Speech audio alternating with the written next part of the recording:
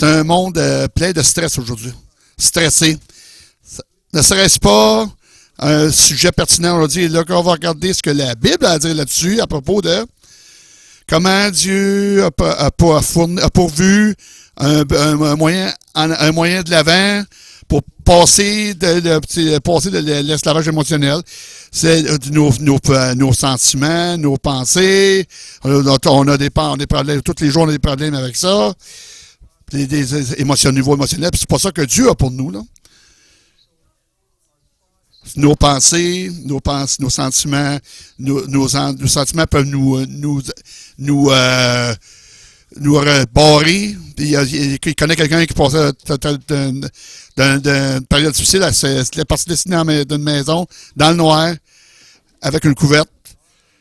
Le chien sur le hanche, sur le jambe, le cuisse. Ils n'ont pas de sortir de la maison parce qu'ils ont peur des choses qui se passent dans leur vie. Qu'est-ce qui se passe dans leur vie, que ça les terrifie. Je pense qu'il y a beaucoup de chrétiens qui sont beaucoup empoignés comme ça. Beaucoup de chrétiens. Ils ont des problèmes, des chrétiens qui ont des problèmes des choses qui se produisent dans leur vie. C'est dur. Mais Dieu a une solution pour ça. Si c'est vous, écoutez ce que j'ai à dire, écoutez la parole de Dieu. Quand vous allez arriver au bout de l'enseignement, Dieu peut fournir un moyen pour aller de l'avant, pour d'être libre des émotions, de l'esclavage des émotions. Si vous avez vu ma période de temps, de tous les sermons que j'ai préparés. Quand j'ai commencé, j'ai pas commencé à la croix de Jésus. J'ai commencé dans le passé. C'est de notre passé, de beaucoup de choses qui affectent notre vie, ou des choses qui nous affectent beaucoup, qui proviennent, donc, des choses qui nous affectent. Il y a un chrétien, Caroline Lee, de l'Afrique du Sud, c'est une femme. Ça fait le lien. Ça fait le lien avec comment est-ce que la Bible nous enseigne comment est-ce que nos pensées affectent notre corps, puis il dit que 75 à 95% les gens, qu'est-ce qu'ils vivent, un résultat direct de leur pensée, qu'est-ce qu'ils pensent d'eux-mêmes. C'est pas c'est les influences externes, c'est comment est-ce qu'ils pensent. Puis j'ai pensé que ça, c'est quelque chose d'étonnant, une chose étonnante. Chacun d'entre nous, on porte des blessures, des meurtrissures. On porte des meurtrissures qui nous ont été données par d'autres personnes. Il y a plusieurs personnes, mais incluant les chrétiens qui ont des problèmes de fonctionner aujourd'hui dans la société. Qu'est-ce qu'ils font de leur vie? Ils survivent au travers du déni, en disant que le problème n'est pas là, ou ils s'auto-médiquer avec le sexe, l'argent, le gambling, le jeu compulsif. C'est le même qui essaie de survivre à chaque jour. Comme j'ai dit, Jésus, au travers de la croix, a fourni pourvu une voie pour nous, pour sortir l'esclavage. Mais c'est pas facile. Puis on réalise aujourd'hui que la vie n'est pas aujourd'hui à cause de toutes les influences qu'on a. Puis l'apôtre Paul, il en parle dans Philippiens 3,13.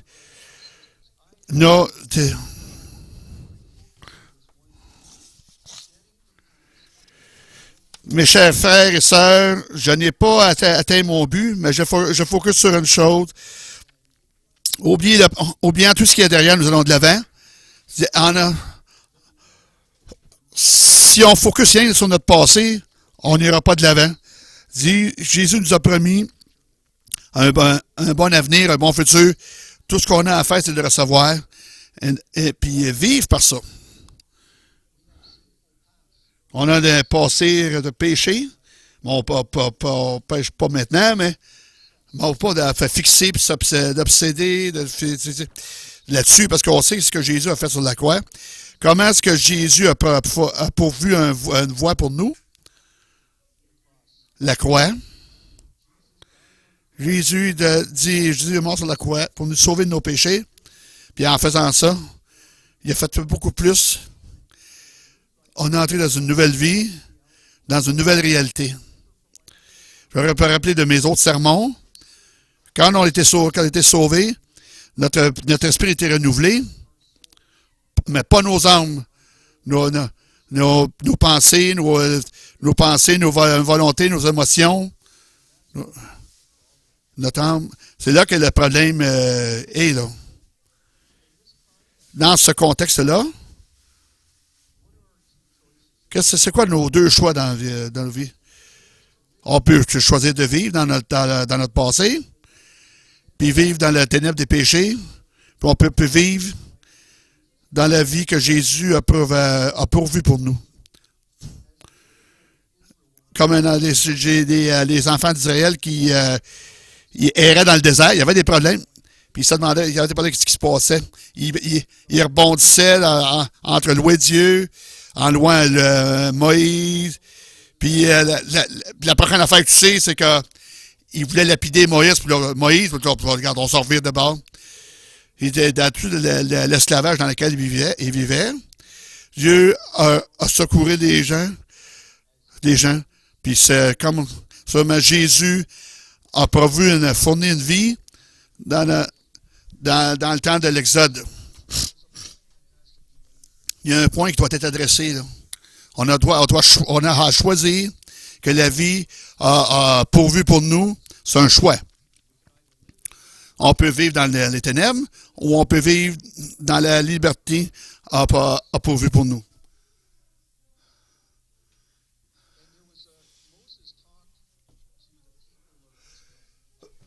Moïse a parlé des gens à propos des choix qu'il avait à faire. Vous allez voir dans Deutéronome 39. Aujourd'hui, je vous ai donné deux choix entre la vie et la mort, entre les bénédictions et les malédictions. Là, j'appelle au ciel et la terre pour rendre témoin le choix que vous faites. Oh, que vous puissiez choisir la vie, que vous et vos descendants puissent vivre dans la vie. Cette vie-là est en Dieu. Cette vie-là est en Dieu. Jésus leur disait, qui allez-vous servir? Allez-vous vivre dans les ténèbres de votre passé ou vous allez vivre dans la lumière de Dieu? La chose c'est qu'il n'y avait pas la liberté que Jésus a pourvue à la croix. On l'a, nous autres, aujourd'hui. Il ne l'avait pas dans le temps. Il passait au travers de choses à tous les jours. Il se débattait. Il bondissait. Il était sur la... C'était un autre côté ou l'autre, d'un autre côté ou l'autre de la clôture. On ne sait pas quel bord branler, là. Il branlait, là. On branle d'un bord. Vois-tu avec un chrétien aujourd'hui? Ah, je vais faire ça. Je vais chambranler. Mais là, faites-vous une idée, là. Qu'est-ce que vous allez faire? Quand on accepte ce que Jésus a fait sur la croix, quand on l'accepte en tant que sauveur, on choisit de soigner ce qu'il nous a pourvu. Pourquoi est-ce qu'on s'accroche tellement à des pensées négatives? Je ne sais pas si c'est pour vous, mais moi j'en ai. Les choses après ils m'arrivent, moi. C'est quoi? Ça s'est produit, ça? C'est dur de ne pas être en colère. C'est ce qu'on fait, laquelle on a affaire à tous les jours. Là, on vit dans un monde déchu. Satan est en contrôle du monde. Il dirige les choses qui se produisent. On voit ce qui se passe tous les jours, puis je regarde, puis j'ai déjà 10 ans. Je ne sais pas pourquoi. Je ne sais pas pourquoi que des choses comme ça pourraient se produire. Les choses qui font dans la société, ça m'époustoufle. C'est qu'on continue d'écouter Satan, les choses qui soupirent dans notre œil, qui se soufflent. On va être pognés, puis on va être pris dans notre passé, on va être pris dans les ténèbres. Puis c'est ça que Dieu veut qu'on fasse. Il ne veut pas qu'on soit triste, il veut qu'on soit heureux, que pour les choses qu'il a pourvues pour nous. Là. On doit réaliser la réalité de nos émotions. Comment est-ce qu'ils sont puissants, nos émotions. J'ai jamais réalisé jusqu'à ce que je commence à lire comment est-ce que nos émotions sont puissantes. L'effet que notre pensée que ça a sur notre physique, notre vie physique. Very rapidement, j'ai eu un problème le printemps dernier. Je pensais que j'allais bien. Je pensais que j'allais bien avec mes émotions. Mon corps physique, il actait 100 degrés à l'opposé. C'est là que j'ai appris. J'ai compris comment nos pensées peuvent être. On peut penser qu'on est sorti du problème.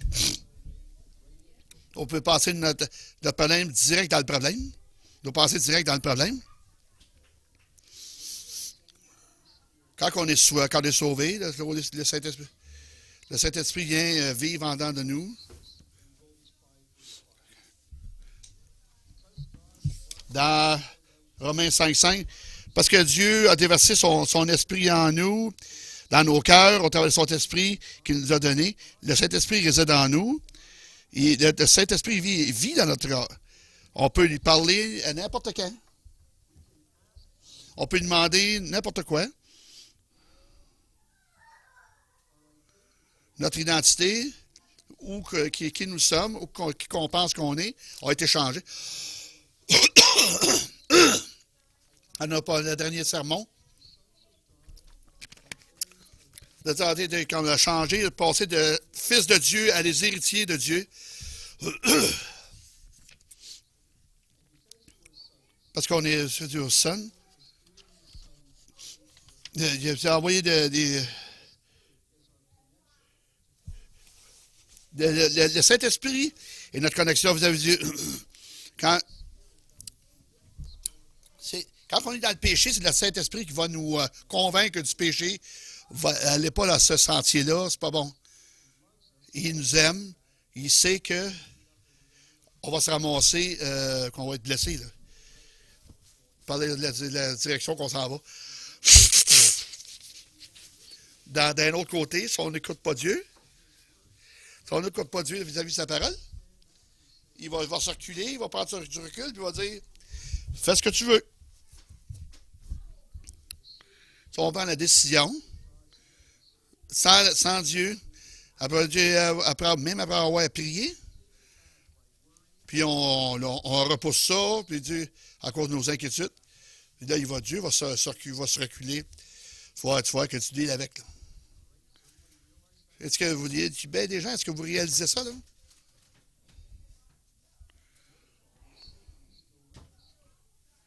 Tu sais, cette tête que nous autres, il est tout le temps la tête dans notre épaule, puis en se fait les choses dans notre oreille, puis il n'est pas content. Puis il n'est pas content qu'on soit venu à Christ. Il n'est pas content. Il va tout faire ce qu'il peut pour nous emmener, nous éloigner de Dieu.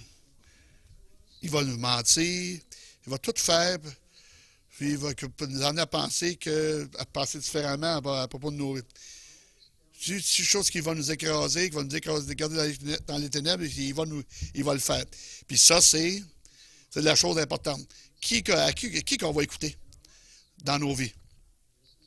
C'est un choix. Encore une fois. Alors, nos vies sont faites de choix. Oui, Dieu a fait beaucoup de choses pour nous autres.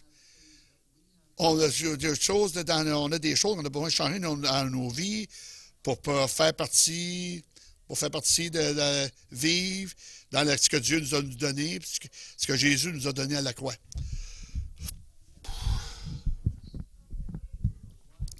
Qu'est-ce qu'on a fait? Quand on se fait mentir dans l'entraînement de nos pensées, les choses qu'on appelle les forteresses dans nos vies. Ça, c'est un gros sujet. Moi, juste effleuré la surface. Une forteresse, c'est un mensonge, une série de mensonges qu'on a formés dans nos pensées basées sur les choses qu'on pense. Par exemple, quelqu'un m'a blessé, m'a fait du mal, puis je commence à penser pourquoi ils ont fait ça. Puis ma pensée va virer avec ça. Là, je vais commencer à compléter, ça va devenir une forteresse. À chaque fois que je vois cette personne-là, je sais que le pasteur Dan m'a parlé, à chaque fois que je vois cette personne-là, même ça dit m'a parlé, mon âme va réagir. Parce que cette forteresse-là qui s'est bâtie dans ma vie, ça nous rend inefficaces en tant que chrétiens. Ça nous, ça nous rend liés émotionnellement, comme esclaves à nos pensées, à nos sentiments. Puis il faut changer ça. On est littéralement mort. On ne va pas nulle part. En autant que notre vie spirituelle est concernée. Si on le dit, si on écoute ce que dit dire dans nos vies, sa parole, on va commencer à se libérer de notre passé. Vous savez, si les gens disent je lis la Bible. OK, parfait. Tu prends-tu ce que la Bible dit, mais tu l'imprègnes dans ta vie? Tu vis-tu ce que tu vis-tu ce que la vie te dit? Tu changes-tu en fonction de ce que la Bible te dit? Puis ça, c'est bien la chose importante. Là. Si on veut vraiment se libérer de notre passé, de l'esclavage émotionnel, on va avoir besoin de changer la façon qu'on pense. Puis encore une fois, Dieu a promis de nous guérir. Romains 8, 28, parce que Dieu a emmené toutes les choses, tout concourt au bien de ceux qui aiment Dieu. Là. Emmener les choses que ça fonctionne pour le bien, pour ceux qui aiment Dieu. Pendant un bon bout de temps, là, je m'étais battu quelque chose qui s'était produit dans ma vie. Qu'est-ce qui va se passer? Puis là, j'ai lu ce verset-là. On dit, OK, oui, ça a bien de l'allure. Qu'est-ce que ça veut dire? Qu'est-ce que ça veut dire pour moi? Là? Puis là, j'ai réalisé, Dieu a pris cette situation-là, deux situations bien mauvaises dans ma vie, puis il les a virées quelque chose de bon, de merveilleux. J'ai appris ce que c'était que la paix de Dieu. Dieu a parlé dans ma vie. Là, j'ai appris ce que Romains 8, 28 veut dire. Mon verset favori.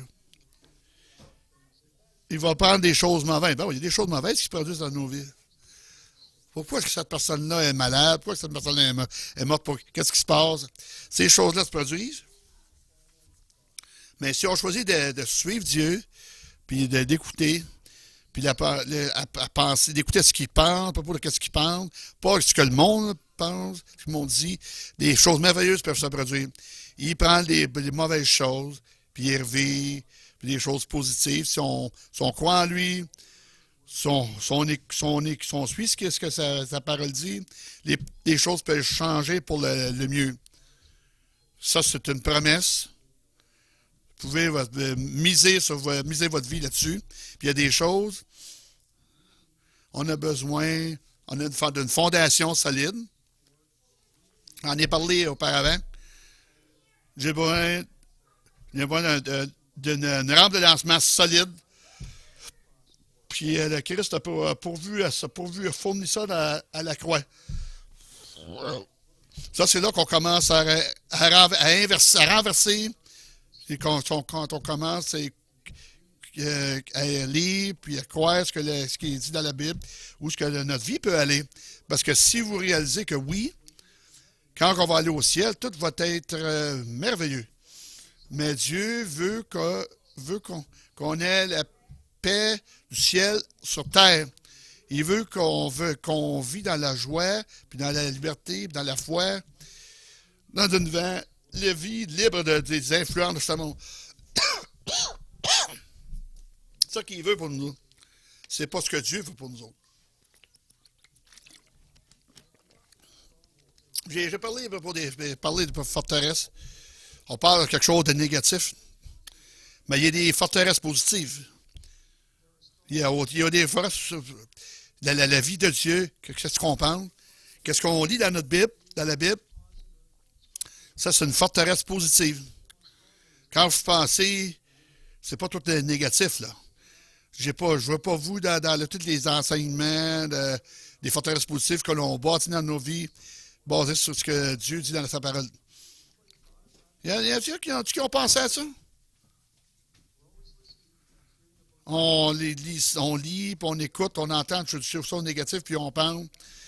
On dit, au lieu de penser d'avoir des mauvaises pensées, avoir des pensées positives, la parole de Dieu, ce qu'elle pense de nous. On peut être rempli de succès, on peut être victorieux, on peut être libre. Ça dépend de la façon qu'on pense.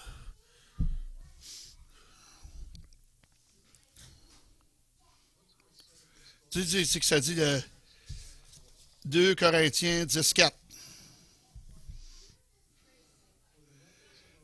Les armes de notre guerre ne sont pas de la chair, mais une puissance divine pour détruire des forteresses. Là, on parle de guerre spirituelle.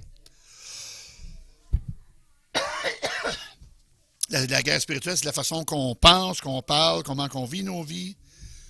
On vit-tu comme chrétien? Montrer que Satan, qu'on appartient à Dieu, qui est notre Père.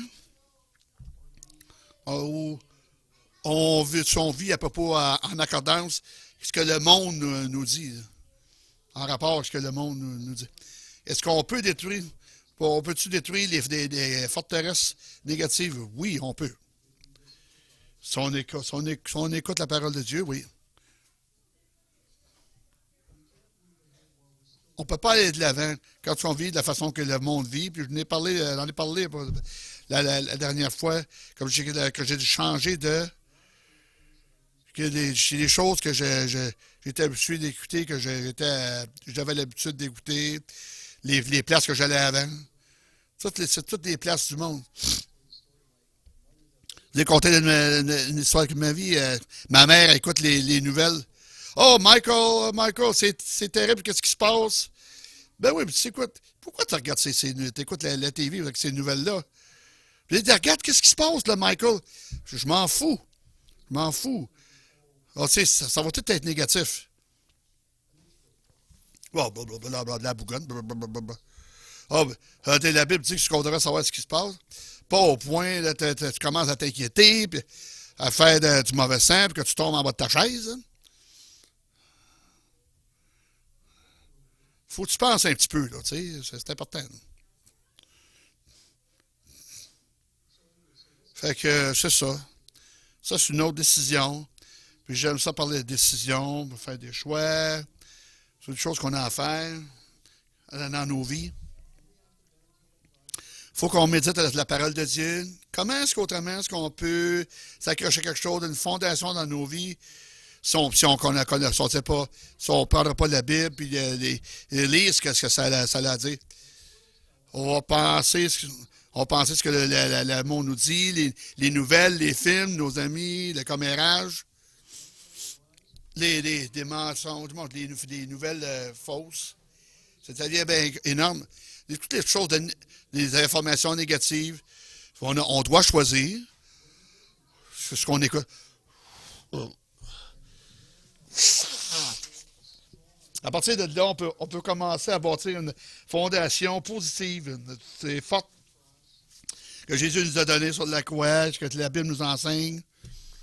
Son méthode dans nos vies, puis on pense, les bonnes pensées, puis on écoute, les bonnes informations dans nos vies, on peut aller de l'avant.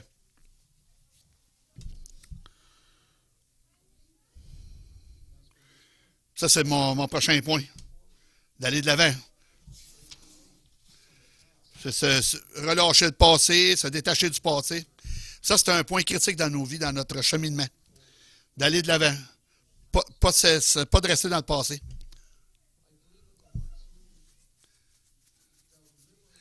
Là, j'ai dit qu'on vit nos vies en faisant deux choses.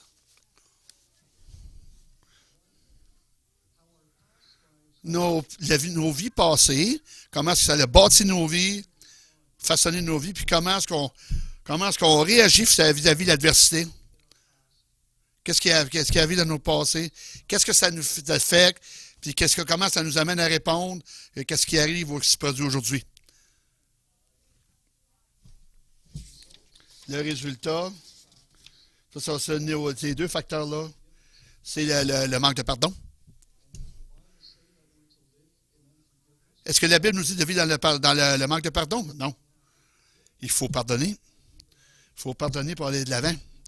Puis si on ne peut pas pardonner des gens qui nous ont blessés, vous avez 40 ans passés, ou vous avez 10 minutes passées, on n'ira pas de l'avant dans l'amour de Dieu. La Bible est bien claire là-dessus. La Bible est bien claire là-dessus. Qu'est-ce que Jésus dit à propos de ça?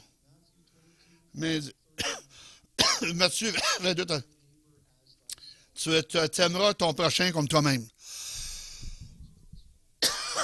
J'ai des problèmes avec celle-là. Comment est-ce que je vais vivre? Comment est-ce que je vais vivre? Aimer mon le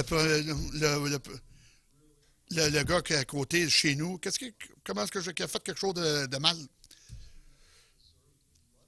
Il ne mérite pas d'être aimé. Tu sais, un coup de pied à quelque part. C'est ça que Jésus a dit.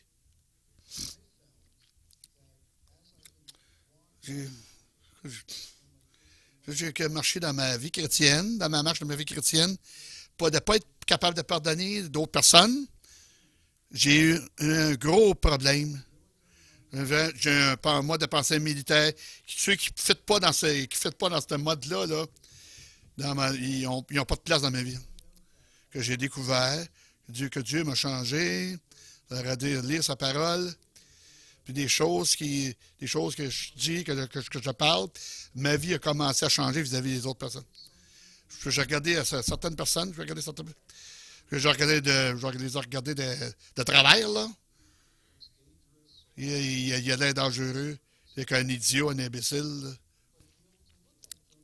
Les regarder, je peux voir l'amour de Dieu dans cette personne-là. Je peux voir l'essence de Dieu. Je ne regarde pas ce qu'ils font. Ils ont été créés par Dieu. Ils sont l'image de Dieu. Ils sont l'image de Dieu. Si je dis que j'aime Dieu, pourquoi que je ne peux pas regarder cette personne-là, de surface tellement mondaine? Là, je vais les regarder, puis je peux voir Dieu dans cette personne-là. Ça, c'était un gros pas de l'avant. Pour moi, en tout cas pour moi personnellement. Là.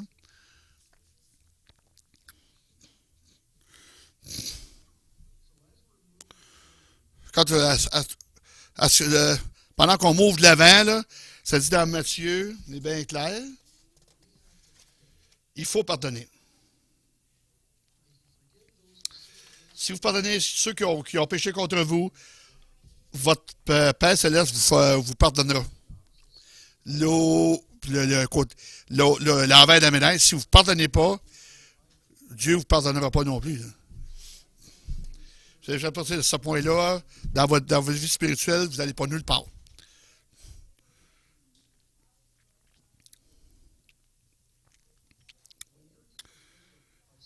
Quand tu as été offusqué par quelqu'un, ou vous pardonnez ou vous restez là-dedans, quelqu'un qui vous coupe dans le trafic. Vous pensez à ça les 2 prochaines heures. Ah, ben là, regarde. Ça n'a pas d'importance. Ça, c'est un autre problème que j'ai. J'étais un gros problème. C'est de pardonner les gens. Peu importe ce qu'ils font. Les regarder avec l'amour agapé de Dieu, puis dire, OK, ça n'a pas d'importance. Ça n'a pas d'importance. C'est pas ça que Dieu veut, là. Il veut pour nous. Comment est-ce qu'on traverse sans ces choses de période de la vie, comment penser? La Bible nous donne une réponse. 2 Corinthiens 10:5. Voilà, captive toutes les pensées pour aller à l'obéissance de Christ. C'est comme ça que je peux penser que comment est-ce que Dieu veut que je parle. Puis peu importe quand quelque chose se produit, que Satan il soupait quelque chose dans l'oreille, il peut dire non. Alors, mais t'as pas passé d'école avec ça. Là, je suis comme. Je brise cette puissance-là au travers de ma pensée. Je trouve que c'est pas arrivé du jour au lendemain, puis que je brise ça, ces patterns-là, des modèles-là de pensée quand ça t'en saute dans l'oreille. Mais ça commence à aller mieux. Puis des choses, on a besoin de travailler. Pour ça, j'aime beaucoup ce verset-là. Ça m'aide beaucoup. Seulement, on peut lire la Bible. Un verset en particulier nous parle, sur certains points, dans certaines saisons dans nos vies, quand on va de l'avant, tout ce verset-là, il y a bing! La lumière, ça flash, ça brille. Oh! Ah, je vois ce que ça veut dire, là.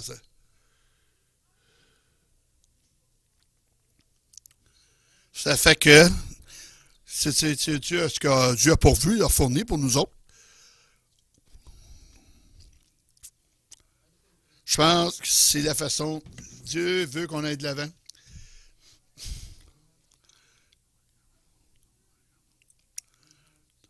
C'est ça, on a besoin de passer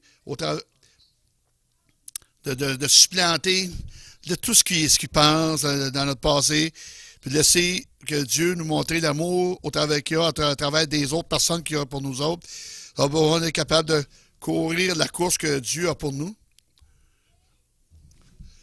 Point 6.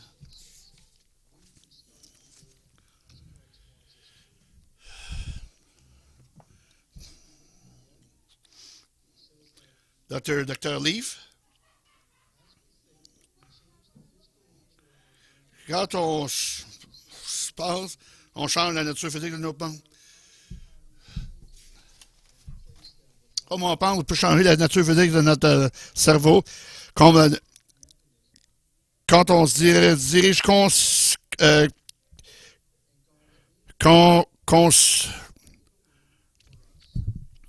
consciencieusement de nos pensées, nous pouvons toutes diriger nos pensées toxiques et penser, les remplacer vers les pensées toxiques.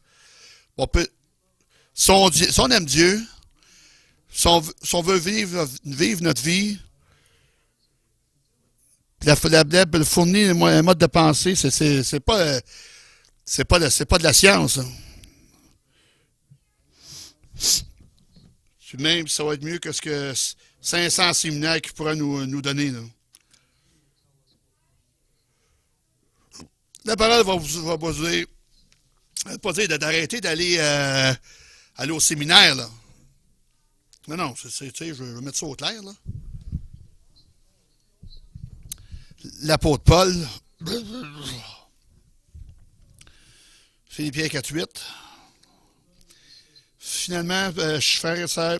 Peu importe ce qui est vrai, qu'est-ce qui est noble, peu importe ce qui est vrai, peu importe ce qui est pur, peu importe ce qui est aimable, peu importe ce qui est admirable, et toute chose n'importe quoi qui est excellent, digne de louange, pensez à toutes ces choses. Pensez pas là, aux 500 personnes qu'on a tuées à Karachi dans une attaque terroriste. Pensez pas aux gens. Les gens qui meurent des attaques terroristes. Hein. Pensez pas à l'économie. Tu penses pas que les nouvelles du garage qui nous bouleversent. Il en tient rien qu'à vous. Ma vie était beaucoup mieux sans penser à toutes ces mauvaises nouvelles. Ça n'a pas un impact direct sur ma vie. Qu'est-ce qui a un impact direct? C'est le Dieu.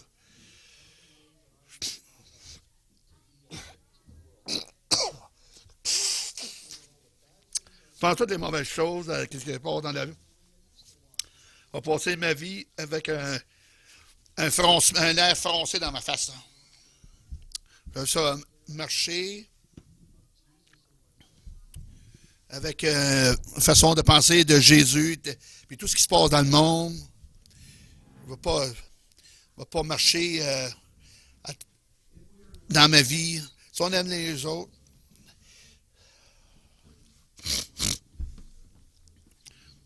On parle d'un trait de caractère qui mange beaucoup. Philippiens 2, verset 3-4.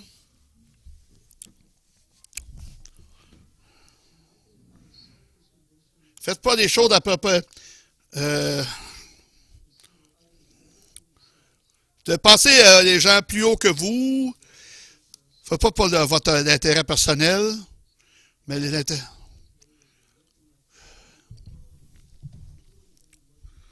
Qu'est-ce qu'il regarde?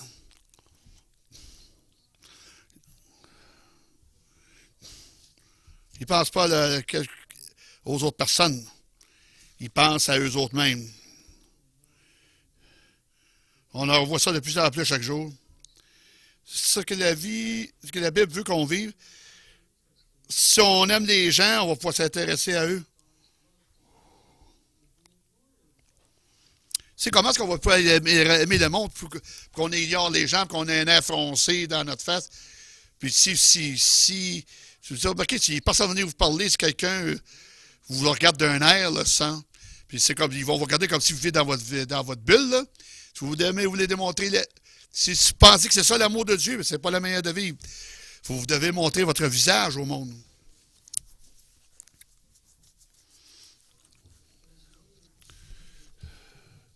C'est une citation.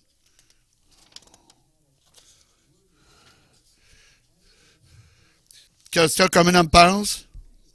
Puis j'ai été sur Google. Il y a un livre. Il y a un livre de James Allen. Dans son livre, comme un homme pense. Un homme est fait pas fait de lui-même. Dans l'armurerie de ses pensées qu'il forge, les armes qu'il détruit lui-même, il façonne les outils qu'il construit pour lui-même, des manoirs célestes de joie et de se passer. Mais ça a attiré mon attention. De la façon qu'on pense, on peut vivre dans les ténèbres. On peut vivre dans les ténèbres du monde, en dehors du Christ. Puis qu'est-ce qu'il veut pour nous, comment est-ce qu'il veut qu'on vit. Puis quand qu'on marche dans nos vies, l'étape importante numéro 7, la vie de liberté.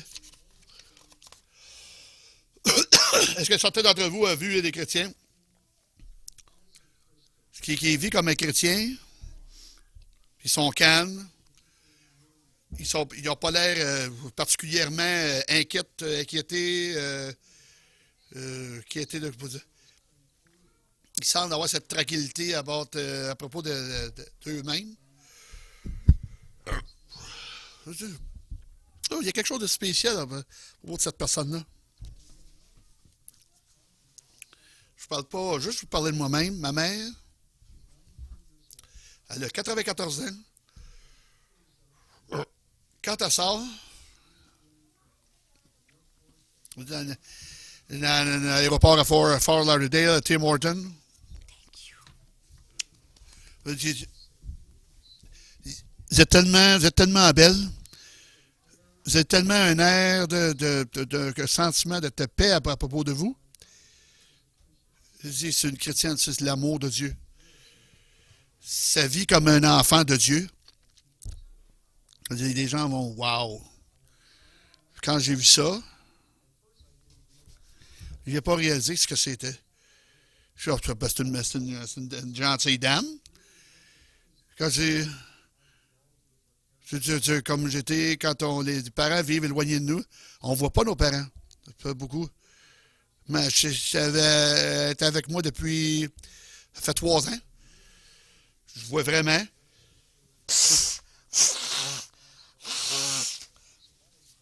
C'est la vie de Dieu, là, doit être comme ça, je la vois, la vie comme chrétien.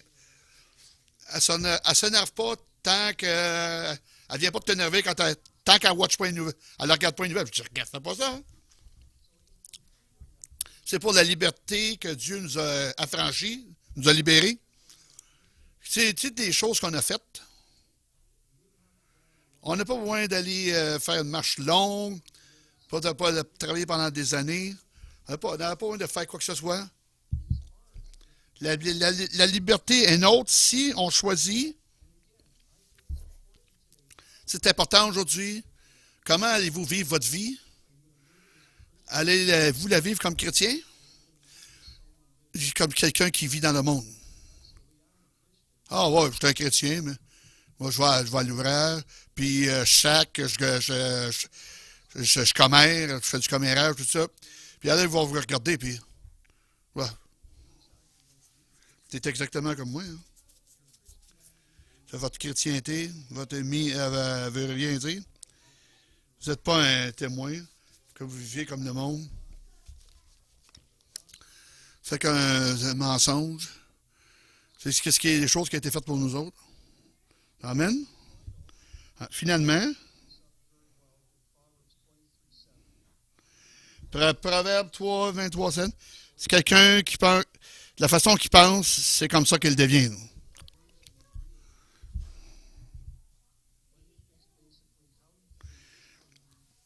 C'est que comment est-ce que vous pensez comment est-ce que vous vivez, c'est comment est-ce que les gens vont vous voir. Puis que sérieux, la chrétienté, c'est pas la garder dans nous autres, l'amour de Dieu. Oh, j'ai l'amour du Père. Là. Non. C'est pas ça que Dieu veut, là. Il veut qu'on passe la parole à d'autres personnes. Pas penser ainsi dessus, là. Je vais faire une revue rapide de toute la série. Et la voici. On a commencé comme non-croyants. Comme un vide spirituel, ténèbres vides. On est venu à lui pour demander qu'il soit maître de nos vies. Là, quand on est venu à lui, oui, spirituellement, on est changé. Notre âme n'est pas changée. Là. Quand on commence, on est spirituellement immature. C'est de là qu'on provient. Quand j'ai commencé passer la chair dans l'esprit, il faut être la lumière du monde. Quand on passe de la loi à la foi est passée. Il faut avoir la foi, les actions pour aller de l'avant.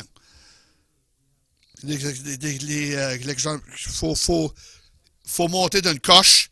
Toutes les choses qui nous retiennent en faisant confiance à Dieu, puis là, on va aller de l'avant. Finalement, aujourd'hui, l'esclave émotionnel à la liberté, vous êtes qui vous pensez que vous êtes. Donc, en finissant cette série-là, pensez à votre vie. Qu'est-ce que vous choisissez? Êtes-vous un chrétien charnel qui parle pour parler? Ou êtes un chrétien réel qui parle pour parler puis qui marche dans la marche? Amen. Levez-vous, s'il vous plaît. Mettez votre main droite sur votre cœur. Seigneur Dieu, dans le nom de Jésus, on te remercie pour la parole que tu as pour vous, c'était pour nous, dans la Bible. Et aide chacun d'entre nous pour vivre notre vie, pour choisir, vivre comme tu veux qu'on vive. Aide-nous à choisir la vie, la lumière. On demande ça dans le nom de Jésus. Tous les gens, les enfants de Dieu disent Amen. Merci Dieu. Merci, soyez-vous. Moi, je voudrais juste remettre l'emphase. La chose la plus importante. Le point de poignée, si vous ne l'avez pas pogné, cette chose qui parle des forteresses. Hein. Les forteresses, c'est un système de pensée, un groupe de pensée. Je vais vous montrer comment est-ce que ça marche. Mettons que vous êtes un enfant, ça te parlait avec certains sujets, tu apprends ça, t'es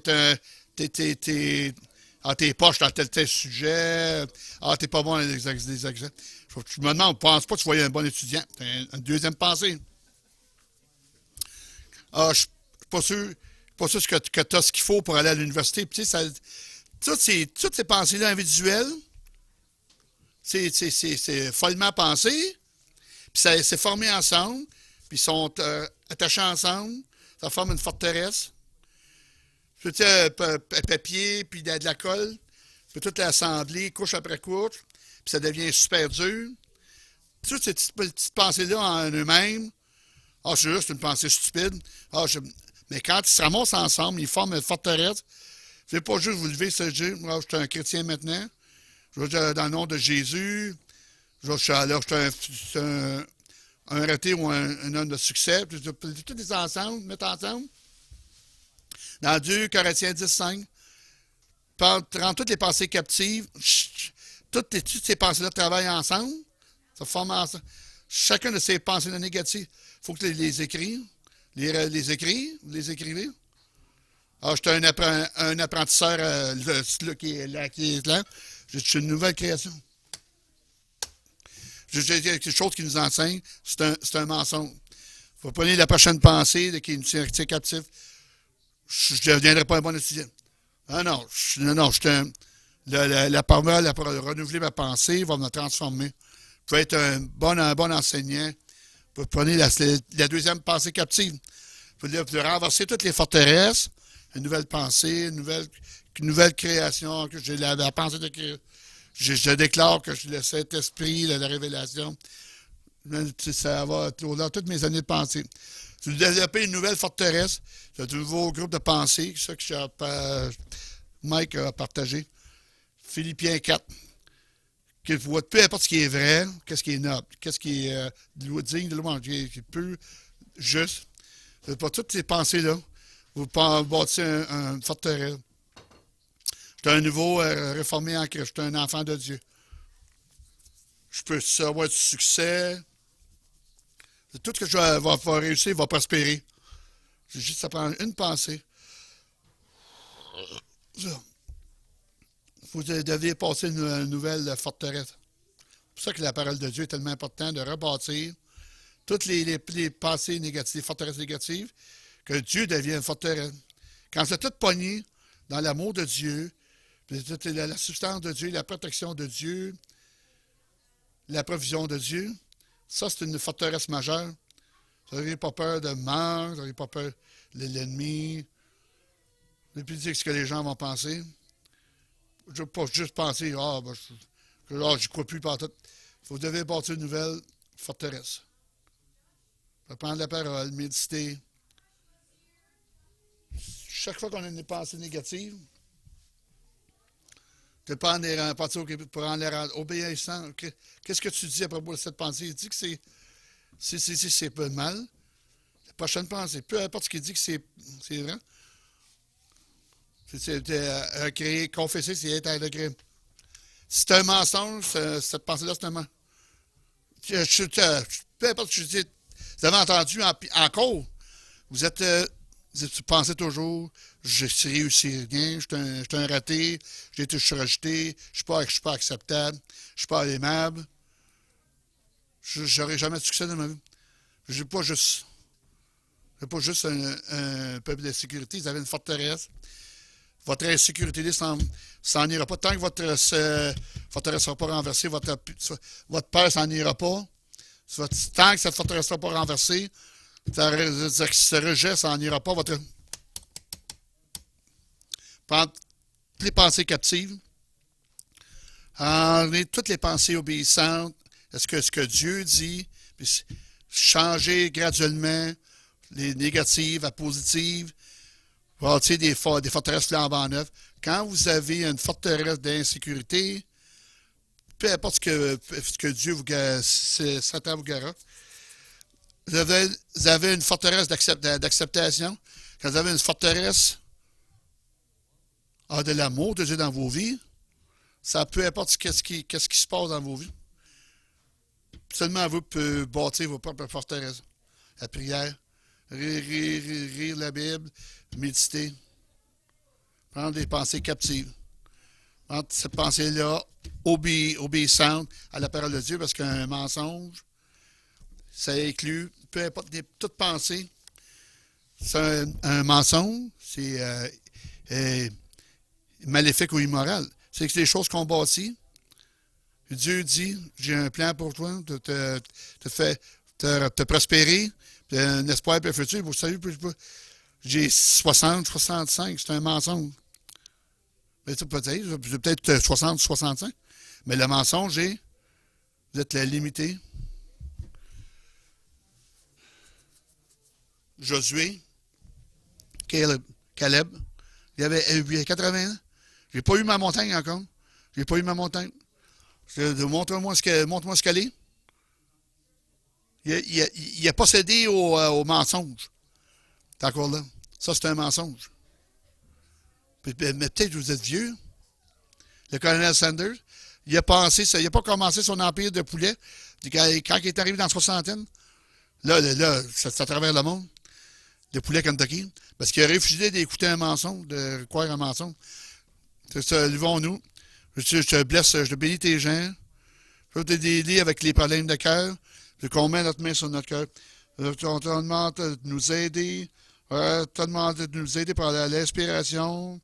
Te demande d'avoir par ton esprit. Te demande que tu nous aides par ta parole. Qu'on peut renverser toutes les mensonges, les pensées négatives qui se tient contre nous. Merci Dieu qu'on est conquérants moraux. Que tu as vécu tous nos péchés. Notre futur est sécure, qu'on est sécure en toi. On réclame ça, on demande que tu nous aides, que tu me rendes ça dans nos pensées, passation de pensée, puis les gens de Dieu disent Amen.